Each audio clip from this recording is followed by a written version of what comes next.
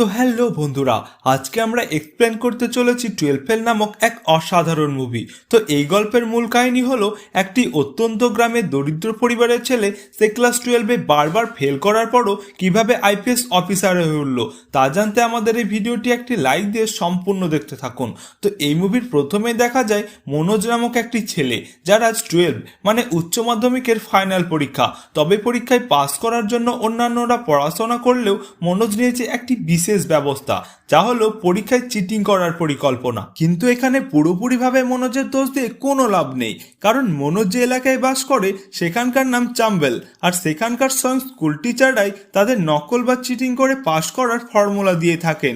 তাদের বিলগাঁও নামক গ্রামের এক বিধায়ক আছেন, তার কথা হলো তার এলাকার ছাত্ররা যেমনই হোক না কেন তার স্কুলের সকলকেই পাস করানো চায়। কিন্তু এখানে দেখা যায় চোখের সামনে বই খুলে নকল করলেও গত বছর 200 জন পরীক্ষার্থীর মধ্যে 175 জনই ফেল করে বসেছিল।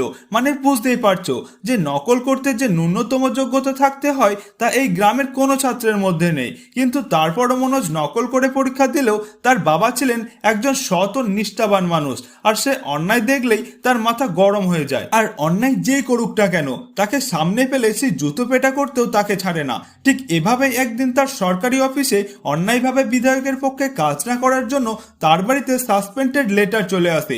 তার পরিবারের মধ্যে একজন আয় করা ব্যক্তির চাকরি চলে যাওয়া কতটা দুর্বিষহ হতে পারে তা তোমরা খুব ভালো করে অনুভব করতে পারো। কিন্তু তারপরও মনোজের বাবা রামভীর তার শক্ত মনোবল নিয়ে বলে, আমি এই অন্যায়ের বিচারে প্রতিবাদ করব, আমি হাইকোর্টে বিধায়কের বিরুদ্ধে লড়ব আমার চাকরি ফিরিয়ে আনার জন্য। এই সিদ্ধান্ত নিয়ে রামভীর রওনা দেয় শহরের উদ্দেশ্যে। আর তারপর দিন মনোজ তার সমস্ত নকল নিয়ে স্কুলে হাজির হয় পরীক্ষা দেওয়ার জন্য। কিন্তু নকল করে স্কুলের ছাত্ররা পাস করতে পারছে না দেখে স্কুলের শিক্ষক সিদ্ধান্ত নেয় সে আজ সব প্রশ্নের উত্তর বোর্ডে লিখে দেবে। কিন্তু সেদিন ঘটে এক অন্য কাহিনী।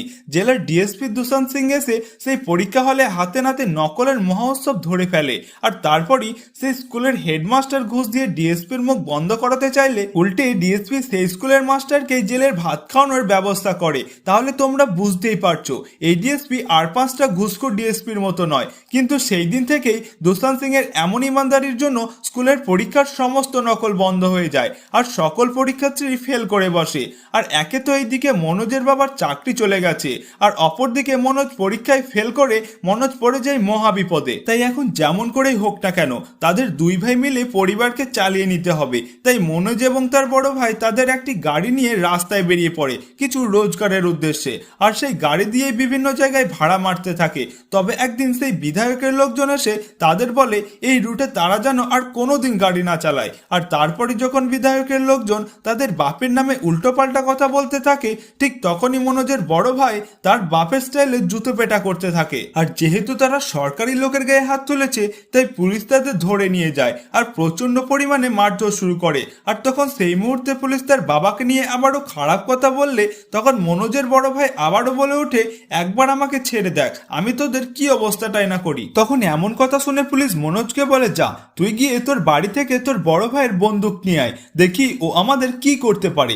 তখন পুলিশের মুখে এমন কথা শুনে মনোজ ভীষণই ভয় পেয়ে যায় এবং সে কি করবে কিছুই তার মাথায় আসছে না। ঠিক তখনই হঠাৎ তার মাথায় সেই ডিএসপির কথা মনে পড়তেই মনোজ ছুটে যায় সেই ইমানদারি ডিএসপি দুশান্ত সিং এর বাড়িতে। কিন্তু সেখানে গিয়ে মনোজ তার সাথে দেখা করতে চাইলে বাইরের অফিসাররা কিছুতেই মনোজকে ডিএসপির সাথে দেখা করতে দেয় না। কিন্তু মনোজের চিৎকার চেঁচামেচির আওয়াজ শুনে ডিএসপি সেখানে এসে উপস্থিত হয় আর বলে সকালে সে তার সমস্ত অভিযোগ জানানোর জন্য।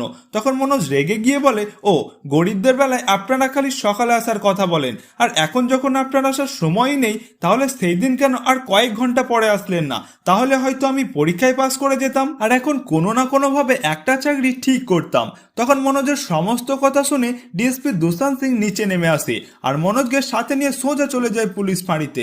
আর সেই সময় অত রাত্রে ডিএসপির গাড়ি দেখে তো বাকিরা পিছনে অবাক হয়ে যায়। আর তখন ডিএসপি মনোজের বড় ভাইকে ছেড়ে দেওয়ার কথা বলে এবং বিনা অপরাধে তাদের ধরার জন্য ডিএসপি নিজে পুলিশদের সাহায্য করে।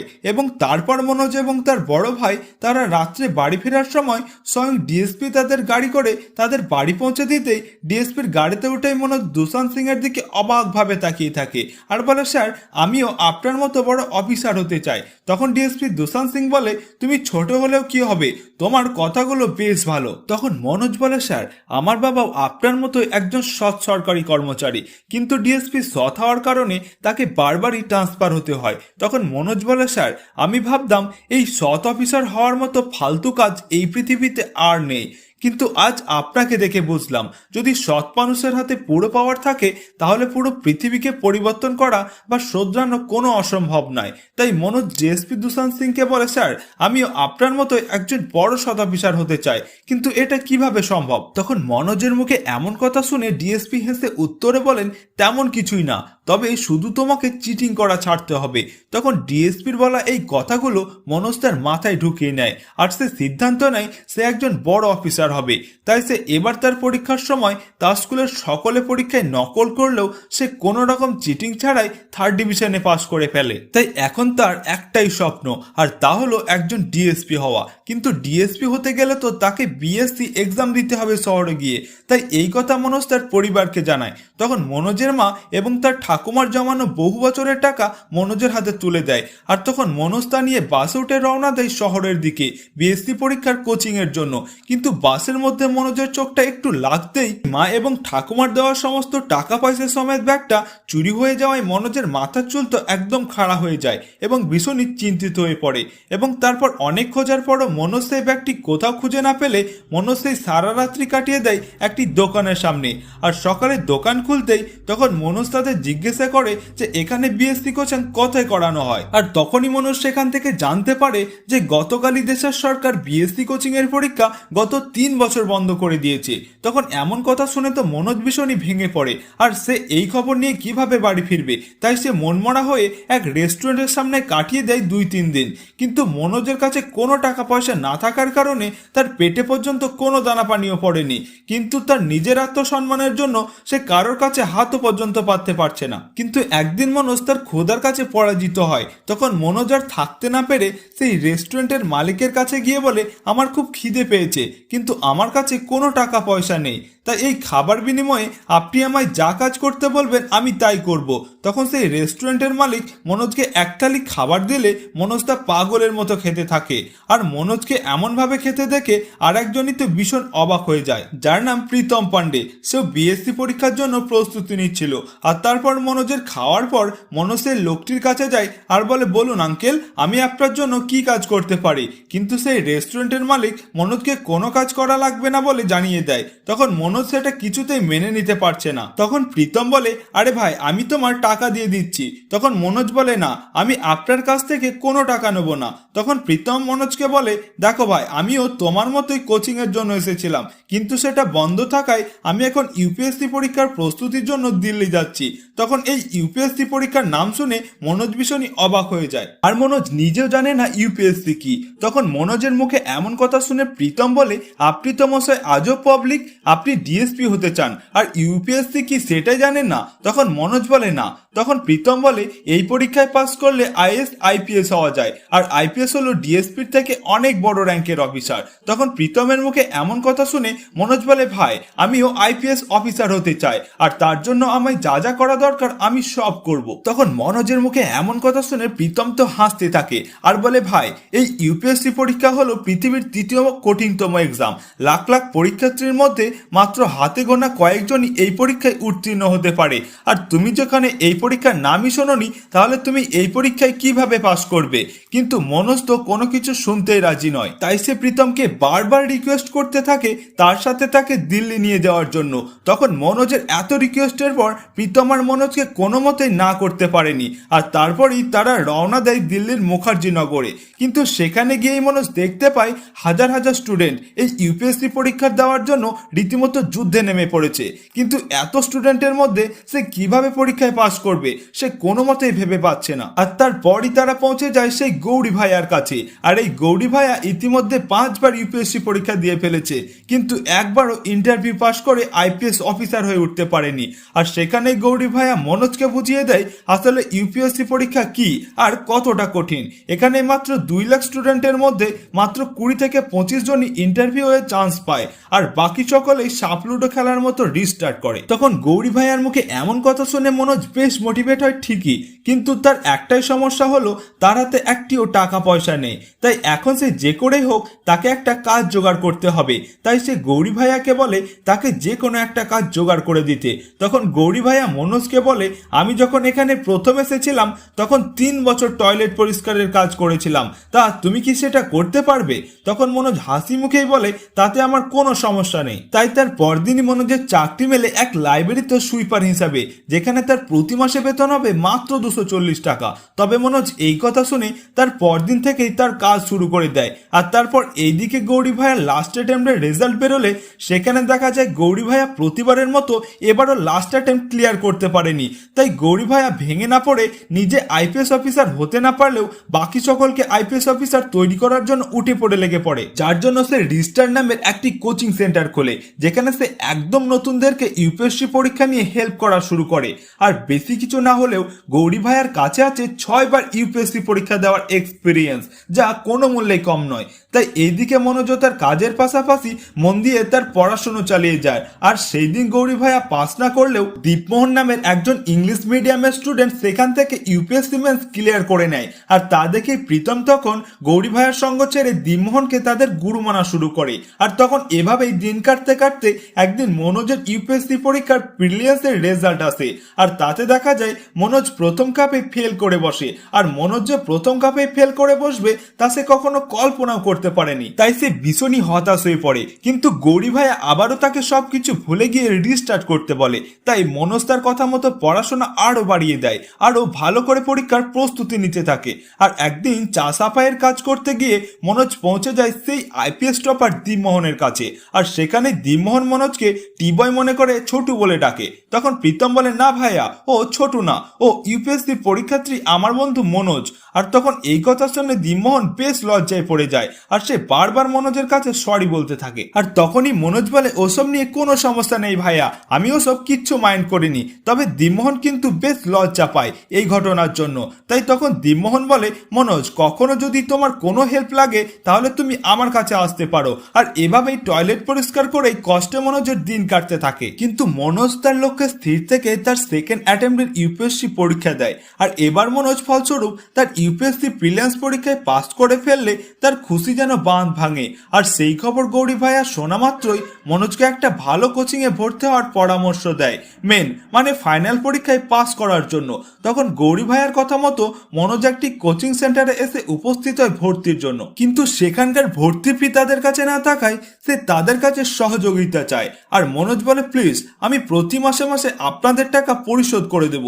তখন সেই ম্যাডামটি রাজি না থাকলেও কোনো কাজ করিয়ে নেওয়ার শর্তে মনোজকে সেখানে অ্যাডমিট করায়। আর তারপরই সেখানে একজন মেয়ে আসে সেই কোচিং এ ভর্তি হওয়ার জন্য। আর সেই মেয়েটির নাম হলো শ্রদ্ধা, যে কিনা প্রিলিমস এর কোচিং এর জন্য এখানে এসেছিল। আর তারপরই মনোজ কাজ করার সময় দেখতে পাই সেখানে সেই ইংলিশ মিডিয়াম টপার দীপমোহনের ছবি এই কোচিং সেন্টারে নিজেদের স্টুডেন্ট বোর্ডে রয়েছে। কিন্তু মনোজ দিব্যি জানে যে এই দীপমোহন এই কোচিং থেকে কখনোই পড়াশোনা করেনি। তাই সে ওই মেয়েটির কাছে গিয়ে বলে, আপনারা ভুল করছেন, কারণ এই দীপমোহন ভাইয়া এখান থেকে ইউপিএসসি পাস করেনি, তাহলে তার ছবি আপনারা কেন ব্যবহার করছেন? তখন এমনই মিথ্যে শ্রদ্ধা এবং তার বাবার সামনে ফাঁস হয়ে গেলে তখন শ্রদ্ধারা সেখান থেকে অ্যাডমিট না হয়ে চলে আসে। আর সেই সাথে সাথে মনোজ তার অ্যাডমিশন ফিস ব্যাক করে নেয়। আর সেখান থেকে চলে যাওয়ার সময় মনোজ শ্রদ্ধাকে বলে, আপনার কিছু প্রয়োজন হলে আমাকে বলতে পারেন, আমি আপনাকে হেল্প করব। আর তখন কথা বলতে বলতে যখন শ্রদ্ধা জানতে পারে যে মনোজ নিজে স্টাডি করে প্রিলিমস ক্লিয়ার করেছে, তখন সে অবাক হয়ে মনোজের সাথে ফ্রেন্ডশিপ করতে চায়। আর তারপর তারা সেখান থেকে চলে যাওয়ার পর মনোজ তার লাইফে কোনো মেয়ের কাছে প্রশংসা শুনে তো ভীষণই অবাক হয়ে যায় এবং শ্রদ্ধার একটু প্রেমেও পড়ে যায়। আর তারপর হঠাৎই একদিন শ্রদ্ধা মনোজকে খুঁজতে খুঁজতে লাইব্রেরিতে এসে উপস্থিত হয়। আর সেখানে এসে দেখতে পায় যে মনোজ একটি ইঞ্জিনিয়ারিং বই নিয়ে নাড়াচাড়া করছে। তাই শ্রদ্ধা মনে মনে ভেবে নেয় যে মনোজ হয়তো ইঞ্জিনিয়ারিং থেকে পড়েছে। এটা যে সত্যি নয় সেটা মনোজ সময়ের অভাবে শ্রদ্ধাকে কখনোই বলতে পারেনি সে যে ইঞ্জিনিয়ারিং থেকে নয়, বরং সে পাস করেছে হিন্দি মিডিয়াম থেকে। এবং তার বডি মনোজ এবং শ্রদ্ধা তারা দুজনেই ভালো বন্ধু হয়ে যায় এবং তারা একটি কোচিংয়েও ভর্তি হয় এবং সেই কোচিং সেন্টারে যে স্যারটি তাদের ক্লাস নিচ্ছিলেন তিনি একদিন মনোজকে ডেকে নেন আর বললেন, কাল তোমাদের যে টেররিজমের উপর যে লেখাটি লিখতে দিয়েছিলাম সেখানে মনোজ সবার থেকে অসাধারণ লিখেছে, তাই আমি মনোজকে উপহার হিসাবে 2টি চকলেট গিফট করলাম। তখন মনোজের এমন ট্যালেন্ট দেখে বাকিরা সকলে ভীষণই অবাক হয়ে যায় আর তখন এইদিকে মনোজ সেই চকলেটগুলো শ্রদ্ধাকে দিয়ে দেয়। তো এমনটা দেখে আমরা কিছুটা হলে বুঝতে পারছি যে তাদের মধ্যে বেশ প্রেম ভালোবাসা জেগেছে আর তারপর থেকেই মনোজ আর শ্রদ্ধার জীবন বেশ ভালোই কাটতে থাকে। আর তারপর একদিন তাদের ক্লাসে যখন রকেট সায়েন্স নিয়ে পড়াচ্ছিল তখন কিছু কারণবশত শ্রদ্ধা জেনে যায় যে মনোজ ইঞ্জিনিয়ারিং নিয়ে নয়, সে পড়েছে আর্টস নিয়ে। তাই এই সত্য জানার পর শ্রদ্ধা বেশ আপসেট হয়ে পড়ে, কিন্তু সত্যি বলতে এখানে মনোজের কিন্তু বিন্দুমাত্র দোষ ছিল না, কারণ শ্রদ্ধা নিজেই ভেবে নিয়েছিল যে মনোজ হয়তো ইঞ্জিনিয়ারিং নিয়ে পড়ে। কিন্তু এই বিষয়টি মনোজ আগে থেকে শ্রদ্ধাকে না জানানোর জন্য শ্রদ্ধা তো মনোজের উপর বেশ অভিমান করে আর তারপর এই অভিমানের জন্য মনোজ কিন্তু বেশ ভেঙে পড়ে। আর তার মধ্যে এদিকে মনোজ যে লাইব্রেরিতে কাজ করত সেখানে টাকা পয়সা চুরির অভিযোগে মনোজকে দোষারোপ করা হয় এবং তার বাবার নামে উল্টোপাল্টা কথাবার্তা বলতে থাকলে ঠিক মনোজ তার বাপের মতো জুতো পেটা করার জন্য উত্তেজিত হয়ে পড়ে আর তারপরই মনোজ সেই তার শেষ সম্বলটুকু লাইব্রেরির চাকরিটাও হারিয়ে ফেলে। আর তখন মনোজের জীবনে এমন দুর্দিন আসার জন্য মনোজ সেখান থেকে অনেক দূরে চলে যায় আর একটি আটা ভাঙা মিলে কাজ করতে থাকে। আর তারপর এইদিকে প্রীতম তাকে খুঁজতে খুঁজতে সেখানে এসে উপস্থিত হলে দেখতে পায় সেখানে মনোজ প্রতিদিন 12 ঘন্টা আটা ভাঙার কাজ করে আর রাত জেগে পড়াশোনা করে। আর এইদিকে প্রীতম তাকে অনেক বুঝিয়ে তার রুমে উঠতে বলে, কিন্তু ওই যে তার আত্মসম্মান, তার জন্যই মনোজ প্রীতমের কোনো রকম সাহায্য না নিয়ে সেই হাড় ভাঙা পরিশ্রম করতে থাকে। আর এভাবেই একদিন মনোজ তার মেন্স পরীক্ষায় অংশগ্রহণ করে আর খুব ভালো করে পরীক্ষা দেয়।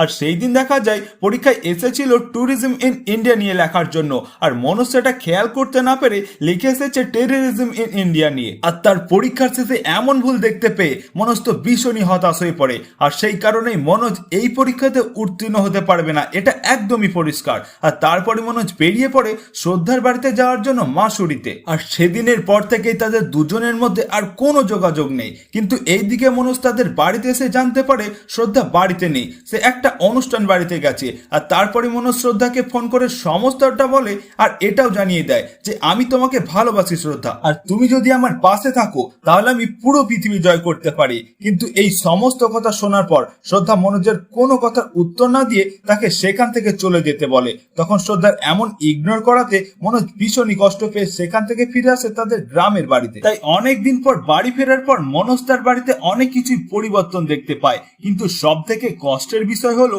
সে বাড়ি ফিরে জানতে পারে তার প্রিয় দাদি এই সময়ের মধ্যে তাদের ছেড়ে চলে গেছে। আর মনোজের লেখাপড়ায় ক্ষতি হবে ভেবে তাকে এই খবর দেওয়া হয়নি, তাই মনোজ তার দাদির জন্য ভীষণই কষ্ট পেতে থাকে। আর তখন মনোজের মা তাকে আদর করে কাছে ডেকে তার মাথায় হাত বুলিয়ে দিতে থাকে আর বলে, বাবা তুই কবে আইপিএস হবি, আমাদের আশা কি কখনো পূরণ হবে না? তখন মনোজ বুঝতে পারে এখন তার উপরে বিশাল বড় একটা রেসপন্সিবিলিটি, তাই মনোজ সেই দিন থেকেই প্রতিজ্ঞা করে এখন থেকে সে কোনো প্রেম ভালোবাসার কথা মাথাতেও আনবে না, সে নিজের শেষ রক্তবিন্দু দিয়ে হলেও ইউপিএসসি পরীক্ষায় পাস করেই ছাড়বে। তাই মনোজ আবারও দিল্লিতে ফিরে এসে রাত দিন এক করে পড়াশোনার পাশাপাশি 15 ঘন্টা আটার মিলে কাজ করতে থাকে। আর একদিন মনোজের বাবা তাকে খুঁজতে খুঁজতে সেই আটার মিলে এসে পৌঁছায় আর ছেলের এমন করুণ অবস্থা দেখে সে ভীষণই কষ্ট পেতে থাকে। আর মনোজকে তার বাবা বাড়ি ফিরে যাওয়ার কথা বললে তখন মনোজ তার বাবার সমস্ত কথা শুনে মনোবল না হারিয়ে বলে, বাবা তুমি কোনো চিন্তা করো না, আমি আমার শেষ পর্যন্ত চেষ্টা করে যাব আর আমি বিশ্বাস করি এক না একদিন আমি ঠিকই সফল হব। তখন মনোজের এমন আত্মবিশ্বাস দেখে তার বাবা ভীষণই খুশি হয়। আর তারপর হঠাৎ একদিন শ্রদ্ধা সেই কোচিংয়ে ফিরে আসে আর বিসিএস পরীক্ষার প্রিলিমস দিয়ে, কিন্তু মনোজ তার প্রতি কোনো অ্যাটেনশন দেখায় না, কারণ মনোজের এখন একটাই লক্ষ্য, তাকে যেভাবে হোক এবারে ইউপিএসসি পরীক্ষায় পাস করতেই হবে। আর এরপর শ্রদ্ধা একদিন নিজে মনোজের কাছে এসে ক্ষমা চায় সেদিনে মনোজের সাথে খারাপ ব্যবহার করার জন্য। তখন শ্রদ্ধা বলে, মনোজ আমি তোমাকে পরে কল করেছিলাম কিন্তু তখন তুমি সেখান থেকে চলে গিয়েছিলে। তখন শ্রদ্ধার এই সমস্ত কথায় মনোজের কিচ্ছু এসে যায় না এবং মনোজ তখন শ্রদ্ধাকে বলে, শ্রদ্ধা আমি তোমার সাথে 2 মাস পর কথা বলবো, আমার প্রিলিমস পরীক্ষার পর। তখন শ্রদ্ধা বুঝতে পারে সেদিনের ঘটনার জন্য মনোজ তাকে অ্যাভয়েড করছে। তখন শ্রদ্ধা শ্রদ্ধা তাকে অল দ্য বেস্ট বলে বিদায় জানায়। আর এরপর থেকে মনোজ তার জীবন যুদ্ধ শুরু করে দেয়। আর তারপর মনোজ দিন রাত এক করে পড়াশোনা করতে থাকে আর প্রিলিমস পরীক্ষায় উত্তীর্ণ হওয়ার জন্য। আর তারপর মনোজ ঠিকই প্রিলিমস পরীক্ষায় পাস করে যায়, কিন্তু তার কাছে রেজাল্ট দেখতে যাওয়ার সময়টুকু নেই। কিন্তু তখন শ্রদ্ধা এই খবর জানতে পেরে মনোজের কারখানায় গিয়ে তার সঙ্গে দেখা করে। আর তখন শ্রদ্ধা মনোজের এমন জীবনযাপন দেখে সে ভীষণই ভেঙে পড়ে আর বলে, মনোজ তুমি এত কষ্ট করে পড়ালেখা করবে কি করে, আর এভাবে কাজ করে তুমি তোমার মেন্স পরীক্ষা কখনো ক্লিয়ার করতে পারবে না, প্লিজ তুমি ফিরে চলো মনোজ। কিন্তু তখন মনোজ বলে, আমার পক্ষে তা সম্ভব নয়, কারণ আমাকে ইনকাম করে আমার পরিবারকে চালাতে হয়। আর আরো অনেক কিছু বললেও মনোজ শ্রদ্ধার কোনো কথায় সেরকম গুরুত্ব দেয় না। আর এরপর দ্বিতীয়বারের মতো এবারও মনোজ মেন্স পরীক্ষা দেয় আর রেজাল্টের দিন দেখা যায় এবারও সে পাস করতে পারে না। তখন মনোজ বুঝতে পারে মেন্স পরীক্ষায় এত কম লেখাপড়া করে কখনোই পাস করা সম্ভব না। এই নিয়ে মনোজ বেশ হতাশ হয়ে পড়লে তখন শ্রদ্ধা মনোজের পাশে এসে তাকে কনফিডেন্স দিতে থাকে। আর এইদিকে প্রীতম পান্ডে যথারীতি সে এবারেও ফেল করলে তার গার্লফ্রেন্ড মেন্স ক্লিয়ার করার কারণে তাকে ছেড়ে চলে যায়। ফলে শ্রদ্ধা আর মনোজকে একসাথে দেখে প্রীতম বলে, ওরে ভাই, এই মেয়ে সাথে আছে বলে আজ তুই পাস করতে পারলি না, কারণ এর পিছনে দেওয়া সময় যদি তুই লেখাপড়ায় দিতিস তাহলে তুই ঠিকই এতদিন আইপিএস হয়ে যেতিস, কারণ মেয়েরা সব সময় সফল মানুষদের সাথে থাকে। আর লাস্ট অ্যাটেম্পটে তুই ফেল কর, দেখবি এই শ্রদ্ধায় তোকে লাথি মেরে চলে গেছে। তখন প্রীতমের এই সমস্ত কথা শুনে শ্রদ্ধা তো কান্নায় ভেঙে পড়ে, কারণ সে তো আর অন্য 5টা মেয়েদের মতো নয়, সে সত্যি মনোজকে অনেক ভালোবেসে ফেলেছে। তাই সে মনোজকে বলে, সেদিন তুমি আমায় বলেছিলে আমি যদি তোমায় ভালোবাসি তাহলে পুরো দুনিয়াটা তুমি ওলট পালট করে দেবে। যাও, আমি তোমাকে বললাম আমি তোমাকে ভালোবাসি, এবার তুমি আমার জন্য হলেও সবাইকে দেখিয়ে দাও। তখন শ্রদ্ধার মুখে এমন কথা শুনে মনোজ পাগলের মতো ছুটতে থাকে আর গিয়ে পৌঁছায় সেই ইংলিশ মিডিয়াম টপার দীপমোহনের অফিসে। আর সে এখন একজন বড় আইপিএস অফিসার। কিন্তু মনোজের মনে আছে তাকে দীপমোহন বলেছিল কখনো যদি কোনো সমস্যা হয় তাহলে তার কাছে আসতে। তাই মনোজ দীপমোহনের কাছে এসে বলে, ভাইয়া, আমি প্রতি বছরই মেন্স পরীক্ষায় আটকে যাই, আর আপনি তো ইউপিএসসি পাস করেছেন, প্লিজ আমাকে যদি একটু বলেন আমি কিভাবে মেন্সটা পাস করতে পারি। কিন্তু সেই দিন দীপমোহন অনেক কাজে ব্যস্ত ছিল, তাই সে প্রথমে আগ্রহ না জানালেও পরে সে বলতে থাকে, রিটেন পরীক্ষায় 3 ঘন্টায় তোমাকে 20টা প্রশ্নের উত্তর দিতে হবে, তার মানে প্রতি উত্তরের জন্য তুমি সময় পাবে মাত্র 9 মিনিট।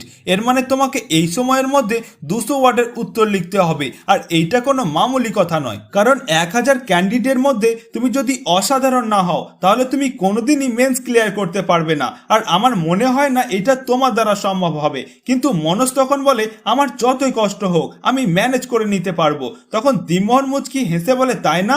আচ্ছা, এই নাও কাগজ কলম, তোমাকে 8 মিনিট 20 সেকেন্ড দিলাম তোমার নিজের সম্পর্কে লেখার জন্য, দেখি পারো কিনা। তখন মনোজ বলে, ভাইয়া, এটা তো খুবই সোজা, এটা লিখতে তো আমার অত সময় লাগবে না। কিন্তু দেখা যায় যে বিষয়ে তার বিন্দুমাত্র চিন্তা করা লাগে না সেই বিষয়ে সে মাত্র 90 ওয়ার্ডের বেশি তার আর কোনো কিছুই লিখতে পারছে না। তাহলে যেখানে সে নিজেকে নিয়ে এই সময়ের মধ্যে পুরো অ্যান্সার দিতে পারলো না, সেখানে পুরো দুনিয়ার টপিক সে লিখবে কি করে? তখন দীপমোহন বলে, তুমি দেখলে তো, আমি তোমায় বলেছিলাম তোমায় দিয়ে হবে না, যাও ইউপিএসসি বাদ দিয়ে অন্য কাজে মন দাও। তখন মনোজ নিজে নিজেই বুঝতে পারে তার আসল ঘাটতিটা কোথায়। আর এতদিন সে যেভাবে পড়াশোনা করেছে তা দিয়ে সে জীবনেও এই পরীক্ষায় পাস করতে পারবে না। আর তখন গৌরী ভাইয়াও বুঝতে পারে যায় যে মনোজকে ইউপিএসসি মেন্স ক্লিয়ার করতে হলে 15 ঘন্টা আটা ভাঙানো কাজের জায়গায় 15 ঘন্টা পড়াশোনা করতে হবে। তাই সে মনোজকে বলে, আজ থেকে তোর সমস্ত কাজকর্ম বন্ধ, আমি আমার রুম খালি করে দিচ্ছি, এখন থেকে তুই সারাদিন পড়বি আর পড়বি, বাড়ি নিয়ে তোর কোনো চিন্তা করতে হবে না,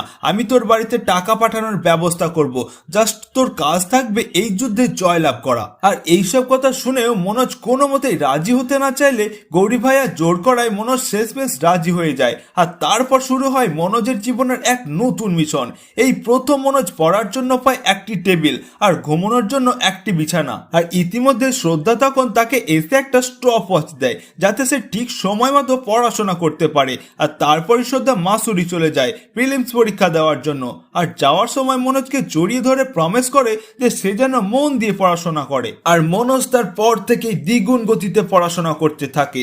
দিন নেই রাত নেই মনোজ কেবল পড়ছে পড়ছে আর পড়ছে, এই সারা সারা দিন রাত্রি পড়ে যেন মনোজ পুরো পৃথিবীটাকে শেষ করে দিচ্ছে। আর এভাবেই কয়েক মাস পর হঠাৎ মনোজের কাছে খবর আসে যে শ্রদ্ধা বিসিএস পরীক্ষায় মেন্স ও ইন্টারভিউ পাস করে একজন ডিসি মানে ডেপুটি কালেক্টর হয়ে গিয়েছে। আর এই খবর পেয়ে মনোজ যেন আরো এক নতুন মোটিভেশন পায়। আর এভাবেই একদিন মনোজ তার প্রিলিমস ক্লিয়ার করে রিটেন পরীক্ষায়ও পাস করে ফেলে। আর সেদিন যেন মনোজ পৃথিবীর সব থেকে খুশি ব্যক্তি। আর তারপরই মনোজ ছুটে যায় শ্রদ্ধাকে কল করার জন্য, কিন্তু এই দিকে তার বন্ধু প্রীতম শেষবারের মতো এবারও ফেল করে বসে আর ইউপিএসসির হাল ছেড়ে দেয়। কিন্তু তার চোখের সামনেই মনোজ এত অল্প সুযোগ পেয়েও মনোজের এই সফলতা তার যেন হিংসার জন্ম দেয়। তাই সে মনোজের সাথে খারাপ ব্যবহার করতে থাকে। আর এইদিকে মনোজ শ্রদ্ধাকে রেজাল্ট জানানোর জন্য ফোন দিলে দেখা যায় শ্রদ্ধার মা ধরে আর বলে সে বাড়িতে নেই। কিন্তু আসলে সেদিন শ্রদ্ধা বাড়িতে ঠিকই ছিল, কিন্তু কে যেন তাদের বাড়িতে ফোন করে জানিয়েছে যে মনোজ ও শ্রদ্ধা একসাথে রাত কাটায়। তাই এই খবর শুনে শ্রদ্ধার বাবা আর কোনো মতেই শ্রদ্ধাকে মনোজের সাথে যোগাযোগ করতে দেয় না। এইসব কথাগুলো শ্রদ্ধা রাত্রে মনোজকে ফোন দিয়ে বলে যে দেখো মনোজ, আমি কোনোভাবেই তোমার ইন্টারভিউয়ের সময় আসতে পারছি না। আমার বাবা আমাকে ঠিক বিশ্বাস করতে পারছে না, ওনাকে কেউ ফোন করে আমাদের নামে বাজে বাজে কথা বলেছে। তাই শ্রদ্ধার মুখে সমস্ত কথা শোনার পর মনোজের কেমন যেন প্রীতমের উপর সন্দেহ হয় এবং তখনই মনোজ প্রীতমকে ফোন করে জানতে পারে যে তাকে পুলিশ থানায় ধরে নিয়ে গেছে রাস্তায় মাতলামো করার জন্য। আর তারপরে মনোজ পুলিশ অফিসারের কাছে গিয়ে জিজ্ঞেস করে তাকে কেন ধরে আনা হয়েছে। তখন পুলিশ বলে পাবলিক প্লেসে মাতলামো এবং গালিগালাজ করার জন্য তাকে অ্যারেস্ট করা হয়েছে। তখন মনোজ বলে কিন্তু এইসব অপরাধ তো কোনো সেকশনের মধ্যেই পড়ে না, তাই এই ধরনের অপরাধে আপনি কারোর পারমিশন ছাড়া আপনি তাকে অ্যারেস্ট করতে পারেন না। তখন মনোজের মুখে এমন কথা শুনে পুলিশ বেশ ভয় পেয়ে যায়। আর তখন মনোজ বলে আপনি তো কিছু টাকা খাওয়ার জন্য ওকে অ্যারেস্ট করেছেন, তাহলে শুনুন আজ আমি ইউপিএসসি পরীক্ষায় পাস করেছি, তাই ইন্টারভিউও পাস করে যাব। আর যদি আমি 1 মাসের মধ্যে আইপিএস অফিসার হয় তাহলে প্রথমে যে সাসপেন্ড লেটারটি টাইপ করা হবে সেটা আপনার নামে। আর এই সমস্ত কথা শুনে আর একজন সিনিয়র অফিসার সেখানে আসে আর তাকে ওয়ার্নিং দিয়ে ছেড়ে দিতে বলে। তখন প্রীতমকে ছেড়ে দিলে প্রীতম বলে ভাই তুই তো আইপিএস হওয়ার আগেই মারাত্মক ঝলক দেখিয়ে দিলি। আর তখন মনোজ প্রীতমের ফোনটা কেড়ে নেয়। আর ফোনটা দেখেই মনোজ জানতে পারে প্রীতম শ্রদ্ধার বাবাকে ফোন করে তাদের নামে উল্টো পাল্টা বলেছে। তখন রেগে মনোজ বলে এটা তুই কি করলি ভাই প্রীতম, এরপর থেকে তোর মুখ আর আমাকে দেখাবি না। আর এভাবেই একদিন মনোজের ইন্টারভিউ এর দিন চলে আসে আর তারপরই দেখা যায় ডেপুটি কালেক্টর শ্রদ্ধা এসে সেখানে হাজির হয়। আর তাকে দেখে মনোজ তো ভীষণই খুশি হয়ে জড়িয়ে ধরে। আর তারপর শ্রদ্ধা মনোজকে নিয়ে চলে যায় সেলুনে আর সেখানে আইপিএস এর মতো চুলের কাটিং করে একেবারে তাকে অফিসারের মতো লুক করে দেয়। আর তারপর মনোজের ইন্টারভিউ এর দিন দেখা করে প্রীতমের সাথে আর তার সমস্ত ভুল মাফ করে দিয়ে তাকে ধন্যবাদ জানায়, কারণ সেদিন যদি প্রীতম তাকে দিল্লিতে না আনতো তাহলে মনোজ কখনোই এত দূর পর্যন্ত আসতে পারতো না। আর তখন প্রীতম মনোজের এমন মানসিকতা দেখে তাকে জড়িয়ে ধরে আর শ্রদ্ধার কাছেও সে ক্ষমা চায়। আর তারপর মনোজ ও শ্রদ্ধা একটি ট্যাক্সি করে রওনা দেয় ইন্টারভিউ এর জন্য। আর সেই গাড়ির মধ্যেই শ্রদ্ধা মনোজকে একটি চিঠি দিয়ে বলে এটা তুমি যখন একা থাকবে তখনই পড়বে। আর তারপরই মনোজ পৌঁছে যায় সেই ইন্টারভিউ ভবনে। আর তখন ইন্টারভিউ এর জন্য সকলে সেখানে উপস্থিত থাকলে মনোজ কিন্তু বেশ নার্ভাস হয়ে পড়ে।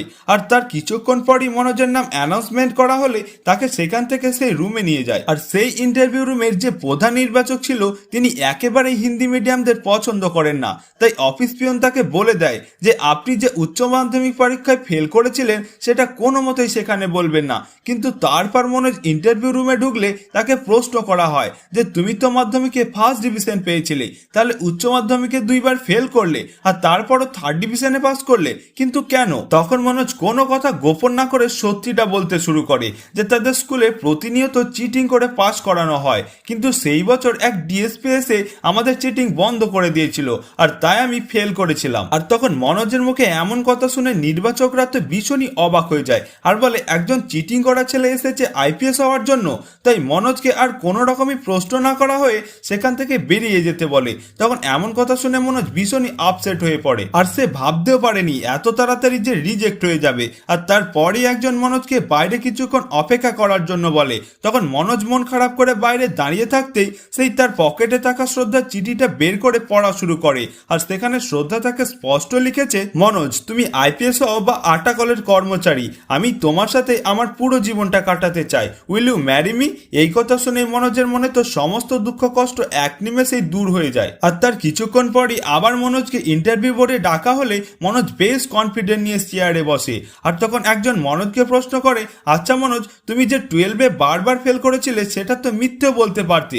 তখন মনোজ বলে ম্যাম, আমি চাইনি একটাই মিথ্যে ঢাকতে আরো 5টা মিথ্যে কথা বলি, কারণ আমি মনে করি মিথ্যে কথা বলে আইপিএস হওয়ার চেয়ে না হওয়াই ভালো। আর তারপর মনোজ তাদের গ্রামের সব চিটিং এর কথা বলতে থাকে। আর তখন সবাই এমন ঘটনা শুনে তো ভীষণই হতবাক হয়ে পড়ে। তখন মনোজ জানায়, আমি যখন দুশান্ত সিং স্যারের ইমানদারি দেখেছিলাম তখন থেকে আমি চিটিং ছেড়ে দিয়ে মন দিয়ে পড়েছি, কিন্তু সেই পরীক্ষায় সবাই ফার্স্ট ডিভিশনে পাস করলেও আমি থার্ড ডিভিশনে পাস করেছিলাম। আর সেখানে একজন নির্বাচক একটি ইংরেজি শব্দ বললে মনোজ সেটা বুঝতে পারে না। তখন সে মনোজকে বলে ওঠে, তুমি এত সহজ একটি ইংরেজির মানে বুঝতে পারছো না, তাহলে আইপিএস হবে কিভাবে? মনোজ তখন বলে ওঠে, ইংরেজি শুধু একটা মাধ্যম, আমি ঠিক কাজ করতে পারছি কিনা সেটাই হলো সব থেকে বড় কথা। আর তখন মনোজের এমন বড় বড় কথা শুনে তারা বলতে থাকে, আমাদের মনে হচ্ছে না তুমি একজন আইপিএস অফিসার হিসাবে ফিট পারছেন। তখন মনোজ বলে, না স্যার, আমি ফিট। তখন সেখানকার প্রধান নির্বাচক বলে, আচ্ছা মনোজ, তুমি একটা প্রমাণ দাও যে তুমি ফিট। তখন মনোজ এক গ্লাস জল চাই খাওয়ার জন্য। তখন তাকে কাঁচের গ্লাসে জল দিলে সে বলে, আমি স্টিলের গ্লাসে জল খেতে চাই। তখন নির্বাচক বলে ওঠে, আরে আপনি তো আজব, জল তো যে কোনো গ্লাসেই খাওয়া যেতে পারে, সেটা কাঁচের হোক বা স্টিলের, জলটা পরিষ্কার কিনা সেটাই বড় কথা। তখন মনোজ বলে, আমিও একই কথা বলতে চেয়েছিলাম স্যার, আমি ইংরেজি জানি বা না জানি, আমি কাজটা ঠিক মতো করতে পারছি কিনা সেটাই তো বড় কথা। তখন এমন কথা শুনে প্রধান নির্বাচকের মন এখনো সন্তুষ্ট হয়নি। তখন তিনি বলেন, আচ্ছা, এত এত টপার থাকতেও আমি কেন একজন 12 ফেল স্টুডেন্টকে আইপিএস অফিসার হিসাবে নেব? তখন মনোজ বলে, স্যার, তারা হয়তো টপার হতে পারে, কিন্তু আমি আমার জীবনে যা কষ্ট দেখেছি এবং যা কষ্টের মধ্যে দিয়ে গেছি তা তারা কখনোই অনুভব করতে পারবে না। তাই আমি মনে করি তাদের আইপিএস হওয়ার চেয়ে আমার আইপিএস হওয়াটা বেশি জরুরি। আর এভাবেই একজন এক পর্যায়ে তাকে বলে ওঠে, যদি তুমি আজ আইপিএস অফিসার হতে না পারো তাহলে তুমি কি করবে? তখন মনোজ বলে, তাহলে আমি গ্রামে চলে যাব আর ছাত্রদের পড়াশোনা করাবো, তাদেরকে শেখাবো চিটিং করে কখনোই বড় হওয়া যায় না। আর আমার আইপিএস হওয়ার উদ্দেশ্য ছিল দেশকে বদলানো। তাই আমি যদি আইপিএস হতে না পারি তাহলে যেমন করে হোক আমি আমার দেশকে বদলেই ছাড়বো। আর তখন এই সমস্ত কথাবার্তা শুনে নির্বাচকেরা বেশ কিছুটা অবাক হয়ে যায়। আর তখন মনোজ সেখান থেকে চলে যেতেই তারা মনোজের কথাবার্তা নিয়ে আলোচনা করতে থাকে। আর তার বেশ কিছুদিন পর এই আইপিএস এর রেজাল্ট পাবলিক হয়। আর সেখানে প্রচুর লোকজনের ভিড় দেখে মনোজ তো আগে থেকেই সেখানে যেতে চাইছিল না, কারণ তার ধারণা সে কোনোভাবেই পাস করেনি, কিন্তু শ্রদ্ধা তাকে জোর করে সেখানে নিয়ে আসে। আর তখন মনোজ সেখানে যেতে না চাইলে শ্রদ্ধা নিজে গিয়ে মনোজের রেজাল্টটা দেখে আসে আর সে পাস করেছে। আর সেই আনন্দে শ্রদ্ধা মনোজকে জড়িয়ে ধরে কাঁদতে থাকে। আর আজ সে হয় 2 লক্ষ পরীক্ষার্থীর মধ্যে একজন আইপিএস অফিসার। আর তখন এমন খুশির খবর পেয়ে সেখানে উপস্থিত হয় গৌরী ভাইয়া এবং প্রীতমের মতো ভালো একজন বন্ধু, যাদের অক্লান্ত পরিশ্রম এবং সাহায্য ছাড়া কোনোভাবেই মনোজের আইপিএস অফিসার হয়ে ওঠা হতো না। আর তারপরে যখন মনোজের আইপিএস হওয়ার কথাবার্তা তার বাড়িতে জানায় তখন সেই খবর শুনে তো বাড়ির সকলে ভীষণই খুশিতে আনন্দহারা হয়ে ওঠে। আর তার 1 মাস পর সে আইপিএস অফিসার হয়ে পৌঁছে যায় তাদের বিলগাঁও গ্রামের থানায় দুশান্ত সিং ডিএসপির কাছে। তখন তাদের পুলিশ স্টেশনে হঠাৎ একজন আইপিএস অফিসারকে দেখে তারা ভীষণই অবাক হয়ে যায়। আর তারপর মনোজ সেই ডিএসপি দুশান্ত সিং এর পা ছুঁয়ে যখন প্রণাম করে তা দেখে তো সকলে আরো ভীষণই অবাক হয়ে যায়। আর তখন মনোজ বলে, স্যার, আপনি হয়তো আমাকে চিনতে পারেননি, আমি সেই ছেলে যাকে আপনি চিটিং ছেড়ে দিতে বলেছিলেন। তখন দুশান্ত সিং মনোজকে চিনে ফেলে আর অত্যন্ত গর্বের সাথে তাকে স্যালুট জানায়। আর তারপরই দেখা যায় আইপিএস মনোজের সাথে বিয়ে হচ্ছে ডেপুটি কালেক্টর শ্রদ্ধার। তো এখানেই বোঝা যাচ্ছে যে চেষ্টা করলে অবশ্যই সফল হওয়া যায়। তো বন্ধুরা, তোমাদের এই এক্সপ্লেনটা কেমন লাগলো তা কিন্তু অবশ্যই কমেন্ট করে জানিয়ে দেবেন। আর এরকম ভিডিও দেখতে আমাদের এই চ্যানেলটিকে অবশ্যই সাবস্ক্রাইব করুন।